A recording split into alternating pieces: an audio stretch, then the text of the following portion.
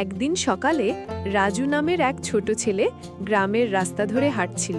সে খুব ভালো মনের ছেলে। হঠাৎ সে শুনতে পেল ম্যা ম্যা, কেমন যেন কাঁদার মতো শব্দ। রাজু কৌতূহলী হয়ে তাকালো চারপাশে। সে এগিয়ে গেল ঝোপের দিকে আর দেখল এক ছোট ছাগল ঝোপে আটকে গেছে।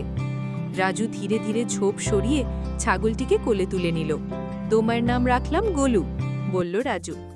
তারপর থেকে রাজু আর গোলু সবচেয়ে ভালো বন্ধু হয়ে গেল। তারা মাঠে দৌড়ায়, খেলাধুলা করে, একসাথে হাসে। গোলু খুশিতে লাফায় আর রাজু হেসে ওঠে। একদিন বৃষ্টি এলো। রাজু আর গোলু একসাথে বৃষ্টিতে নাচল। কাদা পানিতে ছপছপ। আনন্দে ভরে উঠল তাদের দিন।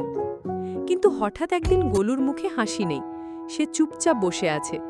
রাজু জিজ্ঞেস করল, তুই মন খারাপ করেছিস?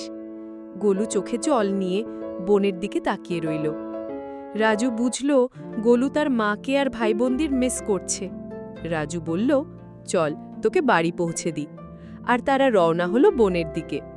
কিছু দূর গিয়ে তারা দেখল এক বড় ছাগলই আর দুটো ছোট ছাগল দাঁড়িয়ে আছে। গোলু খুশিতে ছুটে গেল তাদের কাছে। মা ছাগলি আর ভাইবোনদের সঙ্গে গোলুর আনন্দ দেখে রাজুর চোখেও জল এলো। ফিরের সময় গোলু ছুটে এলো রাজুর কাছে।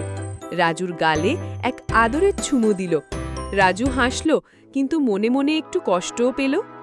এরপর রাজু মাঝে মাঝে গোলুর সাথে দেখা করতে যায়। তারা আবার খেলে, গল্প করে আর হেসে ওঠে। কারণ সত্যিকারের বন্ধুত্ব কখনো ফুরায় না।